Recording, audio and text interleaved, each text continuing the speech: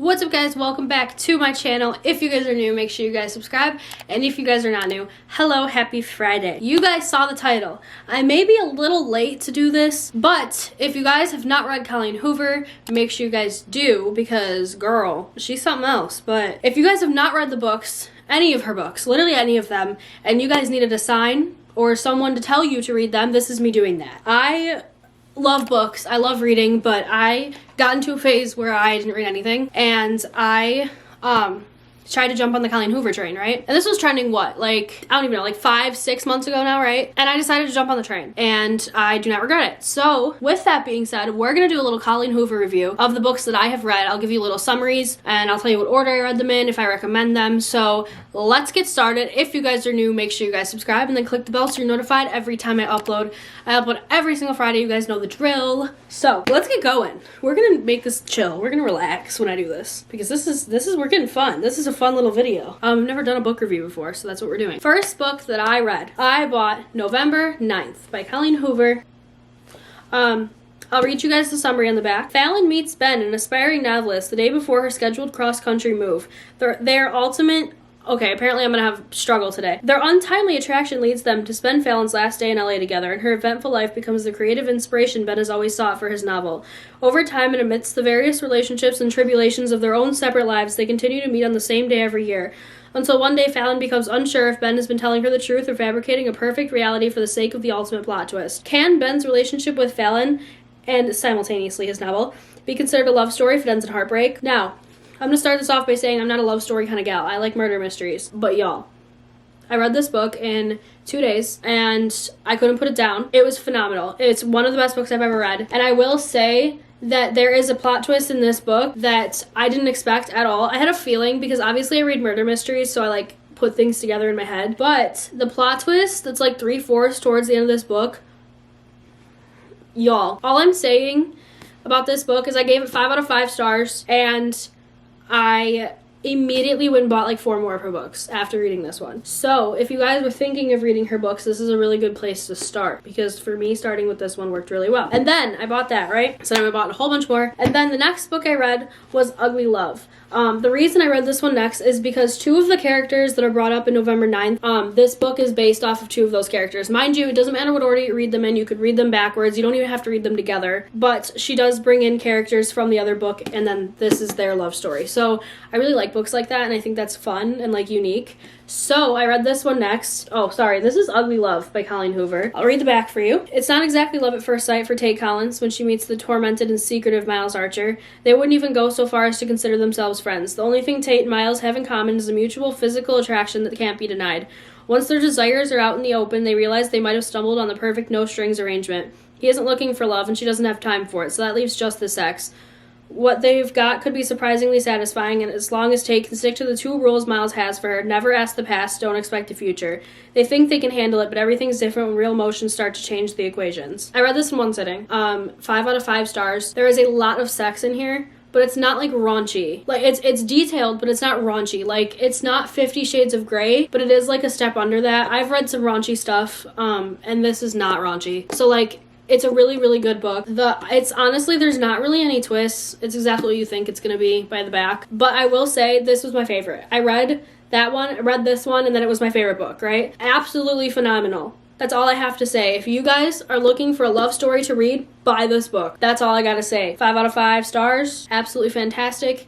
Fucking beautiful. Anyway, moving on. The next book I read was It Ends With Us. For some reason, this book is like obnoxiously heavy. Let me know if anyone else thought the same thing. If you guys read Colleen Hoover books, that this one's like really heavy compared to the rest of them. I don't know. So the next book I read was It Ends With Us. This book, honestly, where did I rank it? Hold on. There's 6 books here, by the way. I read 6 of them in 5 months. I ranked this one. This is my 3rd favorite. Ugly Love was my... Sorry, I should probably have told you where I ranked them. November 9th, the first one I talked about, I ranked my 4th out of 6. And then Ugly Love, I ranked number 2 out of 6. And then It Ends With Us, I ranked 3 out of 6, but it still was a 5-star book in my opinion. So now I'll read the back to you. Lily hasn't always had it easy, but that's never stopped her from working hard for the life she wants. She's come a long way from the small town in Maine where she grew up. She graduated from college, moved to Boston, and started her own business. So when she feels a spark with a gorgeous neurosurgeon named Ryle Kincaid, everything in Lily's life suddenly seems almost too good to be true. Ryle is assertive, stubborn, maybe even a little arrogant. He's also sensitive, brilliant, and has a total soft spot for Lily, but Ryle's complete aversion to relationships is disturbing. As questions about her new relationship overwhelm her, so do thoughts of Atlas Corrigan, her first love and a link to the past she left behind. He was her kindred spirit, her protector. When Atlas suddenly reappears, everything Lily has built with Ryle is threatened. With this bold and deeply personal novel, Colleen Hoover delivers a heart-wrenching story that breaks exciting new ground for her as a writer. It ends with us as an unforgettable tale of love that comes at the ultimate price. I read this book I think this took me a week, but I didn't read that often, so I'll say like 3 sittings it took me to read this one. I had already pre-ordered before starting this one. I pre-ordered It Starts With Us, which is the second book to this one. So I read this in 3 sittings. 5 out of 5 stars still. I was a little iffy. This is a trigger warning and I might spoil something for you, but I feel like this is necessary to know. There is abuse in it, so that's the trigger warning I'm going to give you guys. There's like physical and emotional abuse. But honestly, reading about it made it really real. And honestly, like some of them, I had to like stop reading for a second and just process what I just read. So like, this book was really, really good, but if you guys are sensitive to stuff like that, then don't read this one. But very, very good book. And I did hear rumor that they're making this into a movie. So if you guys want to read a Colleen Hoover book and you're one of those people that likes to read books before movies, maybe read this one first. And then I read It Starts With Us right after that, because if I'm going to read the first one, I'm going to read the second one next. This is the second book of that one, because when she wrote It Ends With Us, people were complaining, I guess, that there wasn't enough of the end and they had questions. So then she wrote this. I'll read the back to you. Lily and Ryle have just settled into a civil co-parenting rhythm with their daughter, Emerson, when Lily suddenly runs into Atlas nearly 2 years after they last spoke. Elated that the timing finally seems to be right to give what they have together a real chance, Atlas asks Lily on a date. But Lily's excitement is almost immediately replaced by dread and anxiety when Lily remembers that Ryle, though no longer her husband, is still very much part of her life. And though Ryle would dislike Lily dating anyone but him, Atlas Corrigan is the one man he absolutely will not stand having in his ex-wife and daughter's lives. Told from the perspectives of Lily and Atlas, It Starts With Us gives readers a deeper look into Atlas's past as he and Lily reconnect and rekindle the love they shared as teenagers while navigating a volatile ex-husband who believes Atlas to be one of the reasons his marriage with Lily ended. So this is basically talking about Lily and Atlas's relationship. That one was talking about Lily and Ryle's relationship. This one I ranked, I think, 6 out of 6. Like, yeah. So this one, 4 out of 5 stars. And the reason I'm saying 4 out of 5 is because, like, I was reading it and I just could not get into it. Like, it was a good book and I'm glad I finished it. But this one took me longer to read than the other one, and the other one's longer. I guess it was just kind of boring. Like, there wasn't as much excitement as I wanted from this book. And it gave me answers that I didn't get from It Ends With Us, but like, I don't know, I still wanted more, I guess. So this one is 6 out of 6 in my ranking. It's not my top. It's my least favorite out of the 6 that I've read. So, but I will say that if you do read It Ends With Us, you might as well read this one. And then the one I read after that was Reminders of Him. This book is also really heavy.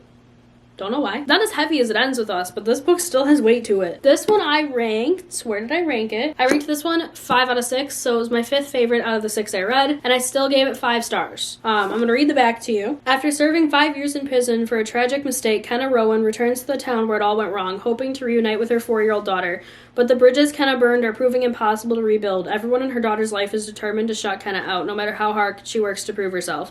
The only person who hasn't closed the door on her completely is Ledger Ward, a local bar owner of one of the few remaining links to Kenna's daughter. But if anyone were to discover how Ledger is slowly becoming an important part of Kenna's life, both would risk losing the trust of everyone important to them.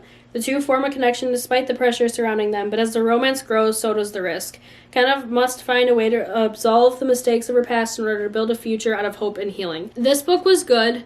This one took me the longest to read. Granted, I was more busy, but for some reason, like, it was really slow to get into. Once you get, like, halfway through the book, it's good. And, like, I finished it all in one sitting, literally when I had COVID. I think I talked about it in my video. But, wait, no, it wasn't this book. It was the other one. Either way, the second half I finished in one sitting, but the first half took me a very long time to finish because it is very slow building, but once you get to the end, it is worth reading. So I definitely recommend this one as well. Honestly, I'm going to recommend all the ones I've read, if I'm being real. And then the last and final book that I read was Verity. Absolute favorite out of the 6 I read. It's the last one I read. 5 out of 5 stars. It does have a different type of twist than the rest of her books do. It is still a love story, but it does have, like, murder involved, like a murder mystery situation, which I feel like is why I enjoyed it as much as I did, because that's what I read usually is murder mystery or, like, psychological thriller. But it was fantastic. and I read this in almost one sitting. I think I read it in 2 sittings, if I'm being real. So I will read the back to you guys. Lowen Ashley is a struggling writer on the brink of financial ruin when she accepts the job offer of a lifetime. Jeremy Crawford, husband of best-selling author Verity Crawford, has hired Lowen to complete the remaining books in a successful series his injured wife is unable to finish. Lowen arrives at the Crawford home, ready to sort through years of Verity's notes and outlines, hoping to find enough material to get her started. What Lowen doesn't expect to uncover in the chaotic office is an unfinished autobiography Verity never intended for anyone to read. Page after page of bone-chilling admissions, including Verity's recollection of the night her family was forever altered. Lowen decides to keep the manuscript hidden from Jeremy, knowing its contents could devastate the already grieving father, but as Lowen's feelings for Jeremy begin to intensify, she recognizes all the ways she could benefit if he were to read his wife's words. After all, no matter how devoted Jeremy is to his injured wife, a truth this horrifying would make it impossible for him to continue loving her. Y'all, this book was fantastic. I loved this book so much, I can't even put into words. So if you are going to buy any of her books, I would suggest Verity or Ugly Love first, because they're just 2 completely different spectrums, but they're both so good that they're worth the read, and I love them. For those of you that have read Verity, if you're watching this, do you believe the manuscript or the letter? Comment down below, because I'm curious. I will not be saying my opinion, because I'm not gonna, give any, spoilers. But for those of you that have read it, are you on the manuscript side or are you on the letter side? You guys would understand if you've read it. If you haven't, read it so that you can understand, and then you can come back and comment, because I'm curious. Anyway, with that being said, I read 6 of these books in 5 months, and I've never read that many books in one sitting in that short of a period of time ever in my life. So if you guys wanted to get into reading, if you guys like love stories, if you guys have wanted to read her and haven't, I 100% suggest doing so, because fantastic. She's such a great writer. I'm having an aneurysm. She is such a great writer. Can I not say writer? She's such a great writer, and she deserves the clout that she has gotten. With that being said, if you guys have read Colleen Hoover books, comment down below which one you've read that was your favorite, because I'm curious. Also, make sure you guys follow me on my socials. I post on TikTok every single day. I post on Instagram. Not as often as I should, but I do. So, make sure you guys subscribe and click the bell so you're notified every time I upload. And on that note, I will see you guys in the next video. Love you.